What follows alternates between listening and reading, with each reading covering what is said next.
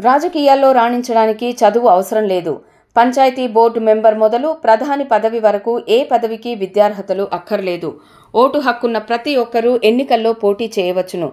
ప్రజలు గెలిపిస్తే చాలు. ఎమ్మెల్యే, ఎంపీ, మంత్రి, ముఖ్యమంత్రి, కేంద్ర మంత్రి, ప్రధానమంత్రి ఏదైనా కావచ్చును.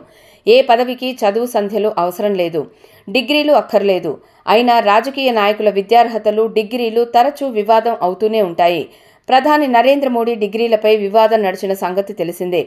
మోదీ విద్యార్హతలు, డిగ్రీలకు సంబంధించిన సమాచారం కోసం సమాచార హక్కు చట్టం కింద తెలుసుకునేందుకు ఢిల్లీ ముఖ్యమంత్రి అరవింద్ కేజ్రీవాల్ చేసిన ప్రయత్నాలు ఫలించలేదు. అలాగే కాంగ్రెస్ పార్టీ మాజీ అధ్యక్షులు సోనియా గాంధీ, రాహుల్ గాంధీ, కేంద్ర మంత్రి స్మృతి ఇరానీ, మరికొందరు ముఖ్య నేతలకు సంబంధించిన డిగ్రీ విషయంలోనూ వివాదాలు, విచారణలు జరుగుతున్నాయి. ఇప్పుడు ఆ జాబితాలో ఆంధ్రప్రదేశ్ అసెంబ్లీ స్పీకర్ తమ్మినేని సీతారాం పేరు కూడా చేరింది. ఆయన డిగ్రీ చదువుకోలేదని, చదువు కొన్నారని తెలుగుదేశం గతంలో ఆరోపించింది.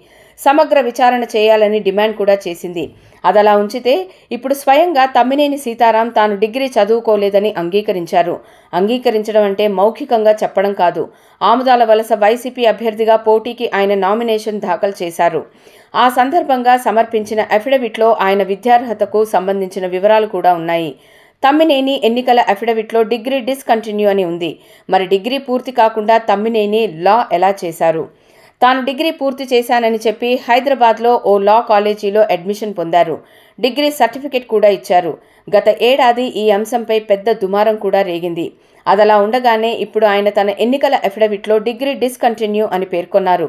ఏపీ అసెంబ్లీ స్పీకర్ తమ్మినేని నకిలీ డిగ్రీ సర్టిఫికెట్ పెట్టి లా కోర్సులో చేరారని గత కొంతకాలం కిందట తెలుగుదేశం బయటపెట్టింది. దీనిపై కిమ్మనని తమ్మినేని ఇప్పుడు తాను డిగ్రీ పూర్తి చేయలేదంటూ ఎన్నికల అఫిడవిట్లో పేర్కొన్నారు. ఇక ఇప్పుడు ఆయనకు లా కాలేజీలో అడ్మిషన్ ఎలా లభించింది? ఆయన నకిలీ డిగ్రీ సర్టిఫికెట్ సమర్పించి ఉంటే చట్టపరంగా చర్యలకు రెడీ అవ్వాల్సిందే అని పరిశీలకులు అంటున్నారు.